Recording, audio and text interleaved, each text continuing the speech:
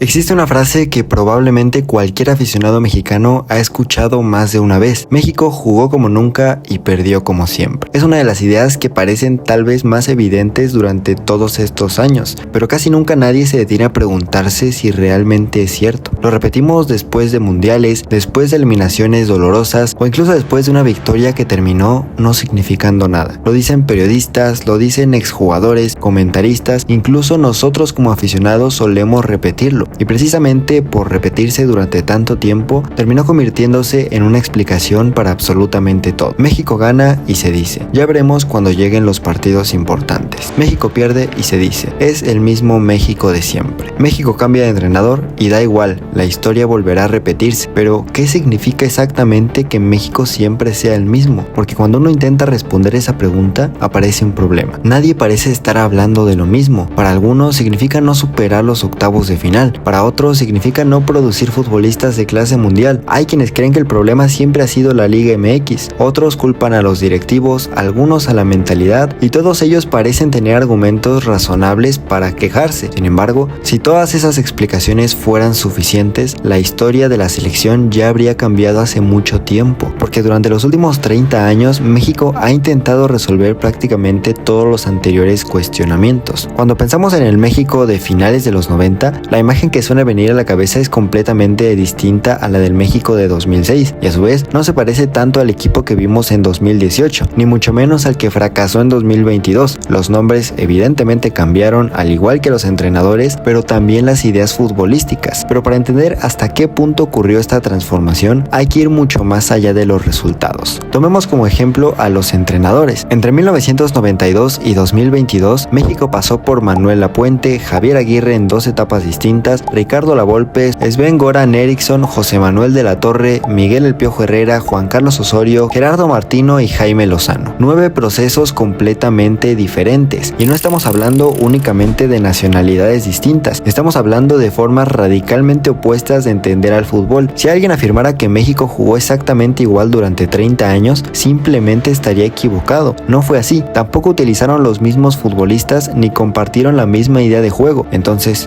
si todo cambió, ¿por qué seguimos teniendo la sensación de que nada cambió? Esa contradice el fútbol mexicano desde el lugar equivocado, porque casi siempre juzgamos los procesos por cómo terminaron y muy pocas veces nos preguntamos qué dejaron. Porque las grandes selecciones de la historia no se construyen únicamente ganando, se construyen acumulando conocimiento. España no apareció de la nada en 2008. El equipo campeón de Europa y del mundo posteriormente fue el resultado de más de una década desarrollando una identidad que comenzaba en las categorías juveniles, continuaba en los clubes y terminaba consolidándose en la selección absoluta. Alemania tampoco ganó el mundial en 2014 únicamente porque surgiera una generación extraordinaria. Después del fracaso en la Eurocopa del 2000, la Federación Alemana transformó por completo su sistema de formación, obligó a los clubes profesionales a crear academias, estandarizó metodologías y priorizó el desarrollo técnico del jugador desde edades tempranas. 14 años después, aquel proyecto levantó la Copa del Mundo en Brasil. Los nombres suelen cambiar, pero la estructura es la que permanece.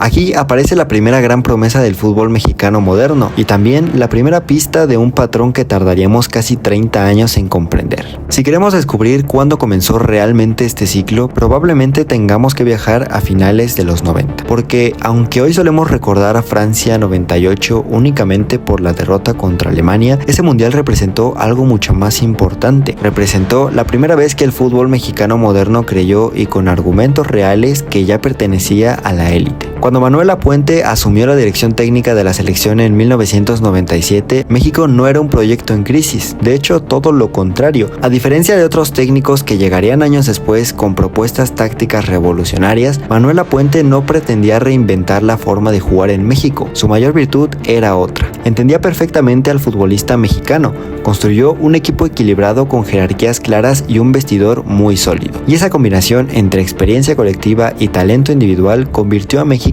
en una selección tremendamente competitiva. Los resultados comenzaron a respaldar esa sensación, México conquistó la Copa Oro de 1996 y repitió el título en 1998. Es cierto que aquella Copa Oro no tenía el mismo nivel competitivo que puede poseer actualmente. Varias de las selecciones CONCACAF aún estaban lejos de profesionalizarse y algunos invitados no acudían con sus mejores plantillas, pero sería un error minimizar estos títulos. Y una selección acostumbrada a competir por campeonatos desarrolla algo que las estadísticas no siempre reflejan: confianza. El Mundial de Francia llegó en el momento perfecto. La fase de grupos confirmó que el crecimiento era real. México empató con Países Bajos en un partido donde mostró personalidad para remontar un 2-0 en contra. Aparte, venció a Corea del Sur y empató con Bélgica. Terminó líder de grupo por encima de una selección neerlandesa repleta de figuras como Bergkamp, Kluivert, Davids, Cocu y los hermanos de Boer. Puede parecer un detalle menor, pero no lo era. Hasta ese momento, muy pocas selecciones fuera de Europa y Sudamérica conseguían competir con esta regularidad frente a potencias tradicionales, y México comenzaba a hacerlo. Después llegó Alemania, y aquí ocurre algo muy curioso. Con el paso de los años, la memoria colectiva redujo aquel partido a una sola imagen: la remontada alemana. Sin embargo, si observamos el encuentro completo, la historia es bastante distinta. México no fue ampliamente superado, no sobrevivió 90 minutos esperando un milagro.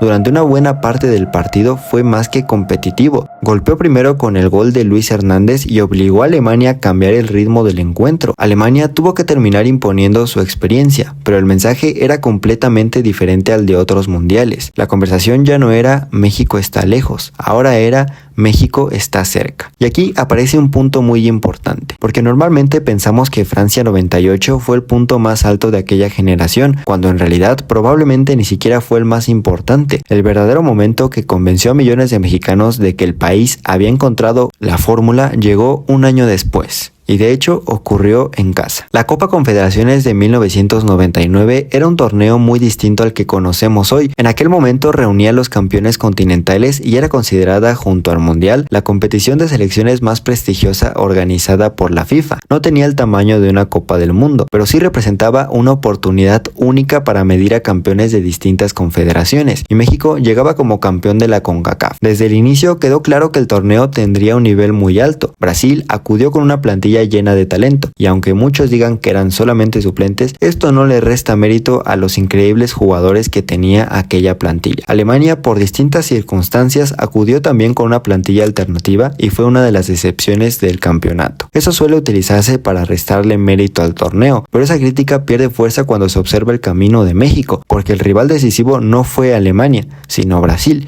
Y Brasil sí presentaba un equipo extraordinariamente competitivo. Dida estaba en la portería, Cafú era el líder de la defensa, Emerson controlaba el mediocampo, C. Roberto también estaba en la cancha, además de un joven Ronaldinho que empezaba a mostrar por qué terminaría convirtiéndose en uno de los futbolistas más talentosos de la historia. No era exactamente la Brasil campeona del mundo en 2002, pero seguía siendo una potencia repleta de figuras internacionales. México respondió de la única manera posible, jugando el mejor torneo de su historia hasta ese momento. Superó la fase de grupos con autoridad, derrotó a Arabia Saudí, empató con Egipto en un partido muy exigente y goleó 5-1 a Bolivia, mostrando un fútbol ofensivo que pocas veces se había visto en la selección. En semifinales eliminó a Estados Unidos, pero la verdadera pregunta esperaba en la final. El 4 de agosto de 1999, más de 100,000 personas llenaron el Estadio Azteca. No fue una final cerrada, fue un intercambio constante de goles. Brasil anotaba, México respondía,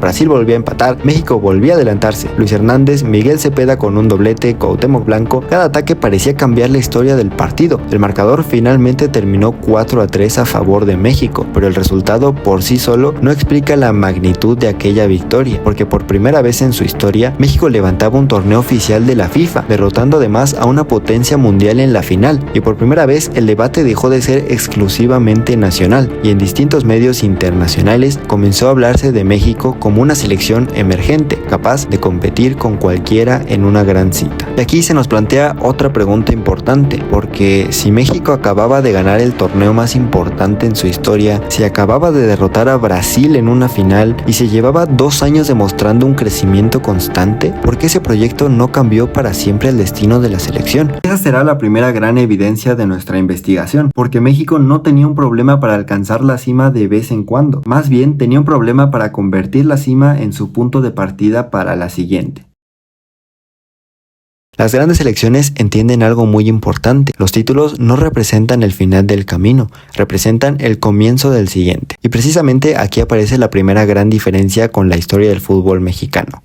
Porque cuando México levantó la Copa Confederaciones en 1999, todos pensamos que el país ya había encontrado su fórmula, pero visto desde la distancia quizás nunca existió tal fórmula. Porque una selección nacional nunca es solamente 11 futbolistas, también es el reflejo de todo un ecosistema. Y a finales de los años 90, el fútbol mexicano vivía una paradoja muy difícil de detectar en aquel momento. Por un lado, la Liga MX atravesaba uno de los periodos económicamente más fuertes de su historia. El campeonato era atractivo y retenía la mayoría de sus figuras. A diferencia de otros países sudamericanos donde emigrar a Europa era casi una obligación para crecer, muchos futbolistas mexicanos podían desarrollar carreras exitosas sin abandonar el país, y eso fortaleció sin duda alguna a la liga, pero también empezó a generar un efecto secundario. Cada vez había menos necesidad de salir a competir contra los mejores del mundo, y aunque en el 99 todavía no parecía un problema, con el tiempo terminaría marcando una enorme diferencia respecto a las grandes potencias. Y no me malentienda, no se trata de que jugar en Europa automáticamente te convierta en un mucho mejor jugador. Lo importante es más bien otra cosa, competir semanalmente en contextos donde la exigencia es mucho mayor. Mientras países como Francia, Portugal o la misma Holanda utilizaban sus ligas como plataformas para preparar a los futbolistas destinados a la élite europea, México, sin darse cuenta, comenzaba a construir un modelo mucho más autosuficiente, un modelo que funcionaba muy bien dentro del continente, pero que tenía dificultades para seguir creciendo una vez alcanzado cierto nivel. Y aquí es importante hacer una aclaración. Eso no significa que el fútbol mexicano estuviera estancado. Lo que significa es que el crecimiento internacional empezaba a depender más de generaciones excepcionales que de un sistema diseñado para producirlas constantemente. La generación de la Puente tenía líderes, jerarquías y sobre todo tenía mucha experiencia, pero ¿qué principios heredó para el siguiente proceso? ¿Qué mecanismos permanecieron cuando cambiaron los protagonistas? ¿Qué identidad táctica sobrevivió al paso del tiempo? Y eso nos lleva directamente al año 2001. Mientras el recuerdo de las confederaciones seguía muy vivo, la clasificación rumbo al Mundial de Corea y Japón comenzó a complicarse de una manera inesperada. La clasificación al Mundial comenzó a correr peligro. ¿Cómo era posible? ¿Cómo podía una selección que acababa de derrotar a Brasil en una final verse obligada a pelear desesperadamente por un boleto mundialista tan poco tiempo después? Era la primera evidencia de que el éxito en el 99 había sido real, pero su continuidad no estaba garantizada, y cuando la continuidad falta, las selecciones vuelven a depender de soluciones de emergencia. Exactamente eso ocurrió cuando la Federación Mexicana tomó una decisión que cambiaría el rumbo del proceso. Llamó nuevamente a Javier Aguirre, no para iniciar un proceso, sino para salvar a uno que ya estaba vigente. Y sin saberlo, el fútbol mexicano acababa de entrar en una dinámica que se repetiría durante los siguientes 20 años. Cada vez que un proyecto se debilitaba, aparecía un entrenador para apagar el incendio.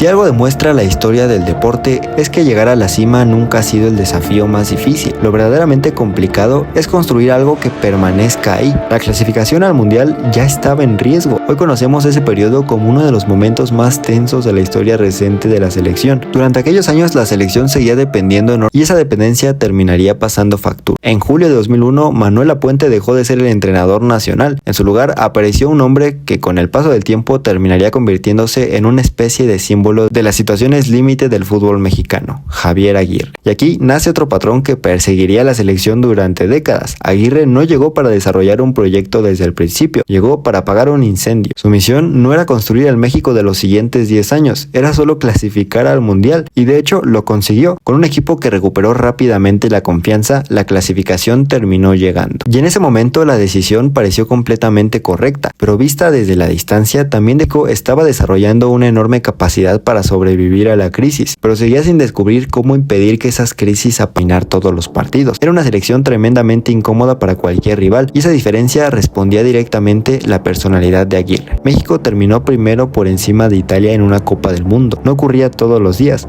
y el mundo empezó a tomar nota. Hasta que entonces llegó Estados Unidos, y probablemente ningún partido resume mejor las contradicciones del fútbol moderno. Sobre el papel, México era más que favorito, había terminado líder de grupo, jugaba mejor y le había ganado a países mucho más complejos de lo que Estados Unidos había hecho. Sin embargo, perdió.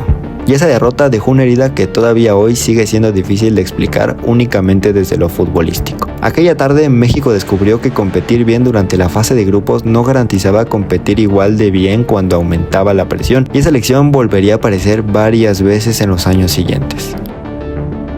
Hablar de la Volpe únicamente como entrenador de la selección mexicana es quedarse muy corto, porque independientemente de la opinión que tenga cada aficionado sobre él, pocos entrenadores modificaron tanto la conversación futbolística en México. Antes de la Volpe, el debate alrededor de la selección giraba principalmente en torno a nombres propios. Después de la Volpe también empezó a hablarse de conceptos. Hoy esos términos forman parte del lenguaje cotidiano del fútbol. A principios de los años 2000 no era para nada así, y eso explica por qué su llegada generó tanta resistencia. Pero en México todavía predominaba una cultura donde muchas veces se confiaba en que la calidad individual resolvería los partidos importantes, y la Volpe quería romper precisamente con esa dependencia. La influencia de un entrenador no siempre se mide por los títulos que gana, a veces se mide por las ideas que sobreviven cuando ya no está, y en ese sentido la Volpe dejó una huella muy difícil de igualar. Existe una anécdota interesante que ayuda a entender la percepción internacional de aquella selección. Muchos entrenadores europeos destacaban que México era uno de los equipos más incómodos del torneo precisamente porque nunca renunciaba al balón. Eso obligaba incluso a selecciones históricamente dominantes a modificar algunos comportamientos. Durante muchos años México había sido respetado solamente por su intensidad, y en 2006 empezó a ser respetado también por su juego. Ese cambio de reputación vale tanto como muchos resultados, porque las grandes selecciones no solamente ganan partidos, también obligan al rival a preparar un encuentro de una manera diferente. México ya era juzgado de otra manera, antes bastaba con competir, ahora ya se esperaba que dominara, y ese cambio en la exigencia también habla muy bien del crecimiento del equipo.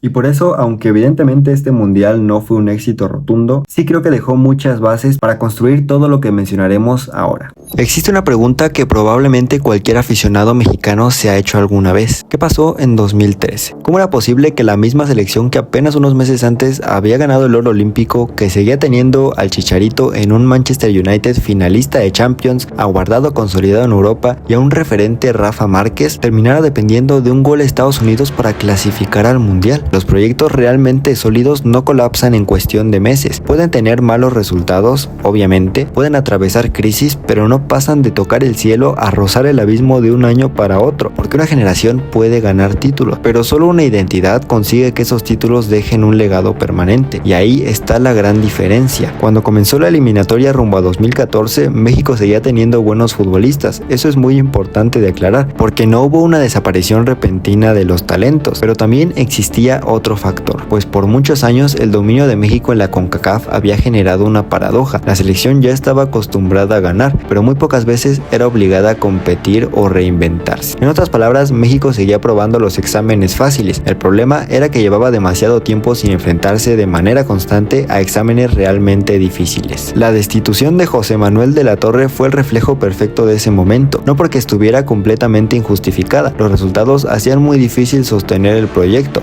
Lo interesante es otra cosa, porque una vez más México buscó la solución cambiando de entrenador. Cuando aparecía una crisis, la respuesta inmediata consistía en cambiar la cabeza del proyecto. Con una derrota en Costa Rica que dejó a México dependiendo de un milagro, ocurrió uno de los momentos más extraños en la historia de su selección. Mientras México perdía en San José, Estados Unidos se enfrentaba a Panamá. Para los estadounidenses, aquel partido ya no cambiaba absolutamente nada, ya estaban clasificados. Panamá ganaba 2-1 al minuto 90. Ese resultado eliminaba automáticamente a México, y durante muchos minutos la posibilidad de quedarse fuera del mundial dejó de ser una amenaza y se convirtió en una realidad. Y entonces aparecieron 2 goles estadounidenses al tiempo añadido, y México pasó de estar fuera del mundial a tener una última oportunidad gracias a su máximo rival. La selección más poderosa de CONCACAF había clasificado gracias al resultado de su máximo rival. ¿Cómo es que nos habíamos desplomado tanto para llegar a este punto? El repechaje frente a Nueva Zelanda terminó resolviéndose con autoridad. El Piojo Herrera tomó el equipo apenas unos días antes, transmitió su energía y pasión en la cancha para que México ganara con claridad, asegurando su presencia en Brasil 2014. Hay mundiales que se recuerdan por el campeón y hay mundiales que se recuerdan por las sensaciones que dejaron. Para México, Brasil 2014 pertenece claramente al segundo grupo, porque pocas veces una eliminación había provocado tanto orgullo y al mismo tiempo tan pocas respuestas. Y otra vez apareció la misma sensación. México parecía preparado para competir contra cualquiera. Y aquí debemos hacer algo que muy pocos análisis intentan: olvidarnos durante unos minutos del arbitraje y concentrarnos más en lo que ocurrió en todo el partido. Y México volvió a competir de igual a igual. Durante una buena parte del encuentro incluso logró incomodar muchísimo a los neerlandeses. El golazo de Giovanni Dos Santos al inicio del segundo tiempo parecía premiar un planteamiento muy inteligente. México había conseguido controlar durante largos tramos a uno de los mejores equipos del mundial, pero entonces comenzó otra historia. Aparte, apareció uno de los momentos más tácticos e interesantes del torneo, porque Miguel Herrera decidió proteger la ventaja. No fue una decisión realmente absurda. Muchos entrenadores habrían hecho exactamente lo mismo. El problema es que defender durante 20 o 30 minutos frente a un equipo de semejante calidad exige una precisión casi perfecta. Y mantener esa precisión resulta extremadamente difícil cuando el desgaste físico comienza a aparecer. Después llegó la jugada más polémica. Robben entró al área. Rafa Márquez intentó disputar el balón. El árbitro señaló penal. Hasta el día de hoy continúa siendo una de las acciones más debatidas en la historia del fútbol mexicano. Pero aquí quiero plantearme otra pregunta. ¿Y si el verdadero problema no hubiera sido esa jugada? Porque independientemente del arbitraje, México ya llevaba muchos minutos sin conseguir salir de su propio campo. Y eso provocó que evidentemente Países Bajos terminara remontando. Y casi inmediatamente toda la conversación pública giró alrededor del famoso no era penal. Sin embargo, el paso del tiempo permite observar aquel mundial desde una perspectiva distinta, porque no creo que honestamente lo importante sea preguntarnos si el penal existía o no. La verdadera pregunta es por qué México volvió a llegar exactamente hasta el mismo lugar. Eso empezaba a ser demasiado constante como para explicarlo únicamente por casualidad. La pregunta es evidente. ¿Qué tenían las grandes potencias o las sorpresas emergentes en cada mundial que México todavía no conseguía construir? Ya habíamos mencionado anteriormente muchos casos como el de Alemania o Francia o varias otras potencias que mejoraron toda su infraestructura para que eso con el paso del tiempo mejorara aún más el presente de sus selecciones. Pero incluso países con poblaciones mucho menores comenzaron a encontrar ventajas competitivas. Croacia, con menos de 4 millones de habitantes, desarrolló una cultura futbolística capaz de producir constantemente mediocampistas de élite. Evidentemente no solo eso, Croacia en los últimos mundiales ha sido totalmente determinante, llegando a finales, semifinales, a terceros puestos, pero siempre dando la sorpresa de llegar más lejos de lo que se espera de ellos. Marruecos también, por ejemplo, creó una estrategia para integrar futbolistas nacidos y desarrollados en academias europeas sin perder una identidad nacional clara. Japón transformó su fútbol apostando por procesos largos, formación técnica desde edades muy tempranas y una enorme apertura hacia el aprendizaje internacional. Cada país encontró un camino distinto, pero todos compartían una misma característica. Pensaban primero en el sistema y después en el entrenador. Y México no pareció realmente importarle un aspecto como este, porque a pesar de que también hizo muchas cosas bien, como mejorar la Liga MX, tanto en canteras como en infraestructura, el problema no era solamente ese, sino que también sus métodos lo hacían crecer mucho más lento que el resto. En México muchos futbolistas encontraban estabilidad, buenos salarios y protagonismo suficiente para hacerlos no abandonar la liga local. Eso tenía ventajas y desventajas evidentes. Y esa es la gran diferencia con las potencias que tiene México, porque las potencias casi nunca piensan en el próximo torneo, piensan en la próxima generación. Hay derrotas que destruyen proyectos y hay derrotas que obligan a reconstruirlos. Durante mucho tiempo el fútbol mexicano nunca necesitó hacerlo segundo, porque siempre ocurría lo mismo. El equipo competía, clasificaba, caía en octavos y había decepción, pero también había suficientes aspectos positivos para convencerse de que el siguiente mundial sería diferente. Ese ciclo se repitió tantas veces que terminó convirtiéndose en una especie de zona de confort, porque siempre existía un argumento para pensar que el problema había sido circunstancial, que fuera menos aceptar la responsabilidad. Nunca era necesario cuestionar todo el sistema. Y me parece que Qatar cambió completamente eso, no porque México hiciera el peor mundial de su historia. Ha habido actuaciones objetivamente mucho peores. Lo que hizo diferente a Qatar fue otra cosa. Por primera vez desde Argentina en 1978, México no consiguió superar la fase de grupos de una Copa del Mundo, y eso rompió algo mucho más importante que una estadística. Rompió la sensación de seguridad. Por primera vez en casi 30 años, ya ni siquiera hablando del techo, el piso competitivo que tenía México había desaparecido. La eliminación suele reducirse en frases muy sencillas: faltó solamente un gol contra Arabia Saudita. Y es cierto, un solo gol habría cambiado completamente la historia del torneo y probablemente la del presente torneo, porque incluso en 2006, en 2014, incluso en muchos momentos de 2018, la selección había sido capaz de competir de tú a tú durante largos tramos de varios partidos contra buenas potencias, y en Qatar esa sensación prácticamente desapareció. Curiosamente, lo más importante de Qatar no ocurrió en Qatar, ocurrió durante los siguientes meses. Por primera vez en muchos años, el debate dejó de centrarse exclusivamente en el entrenador. ¿Por qué había tan pocos mexicanos consolidándose en Europa? ¿Por qué las selecciones juveniles ya no producían el mismo impacto que una década atrás? ¿Por qué tantos jóvenes prometedores desaparecían antes de consolidarse? ¿Por qué países con menos recursos empezaban a competir muchísimo mejor? La afición ya estaba cansada de lo mismo y empezó a interesarse en estos temas mucho más específicos. El fútbol moderno ya no se ganaba únicamente con talento, se ganaba con estructuras, y México por primera vez en mucho tiempo parecía dispuesto a aceptar esa realidad. Y entonces, cuando el ambiente alrededor de la selección mexicana era probablemente el más pesimista de las últimas décadas, cada vez más jóvenes debutaban antes en primera división, las categorías menores empezaban a recuperar protagonismo y, casi sin hacer ruido, un adolescente nacido en 2008 empezaba a llamar la atención de todos los entrenadores que lo veían jugar. Alrededor de él comenzaría a construirse una pregunta que durante muchos años parecía imposible formular con seriedad: ¿y si esta vez México sí está construyendo algo diferente?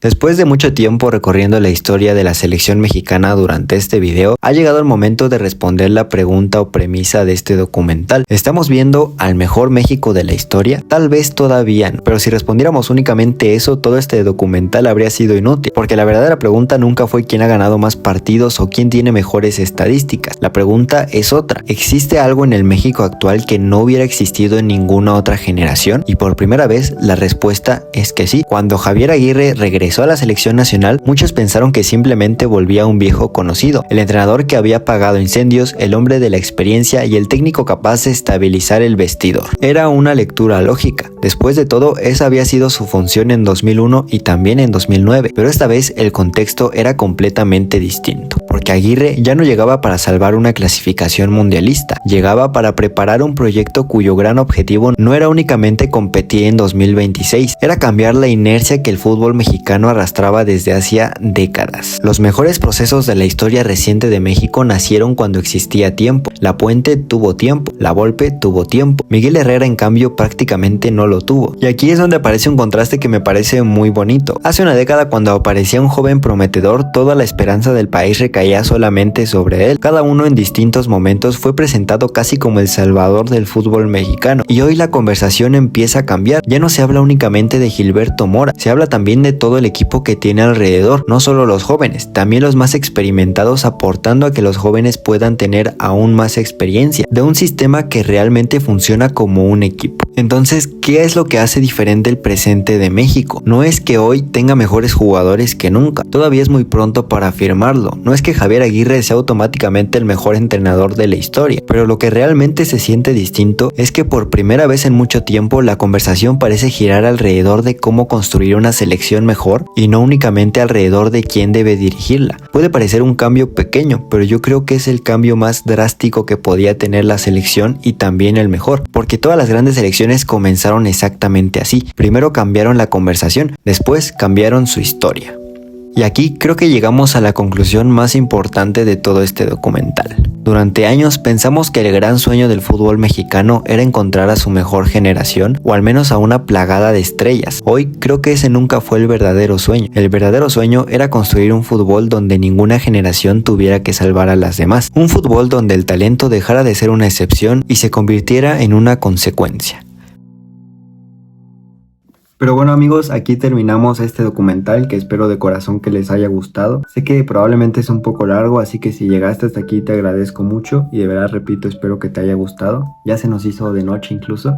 Pero bueno, los leo siempre en los comentarios. Pero nada, espero de verdad de corazón de nuevo que les haya gustado mucho este video. Gracias por verlo hasta aquí y nos vemos en el siguiente.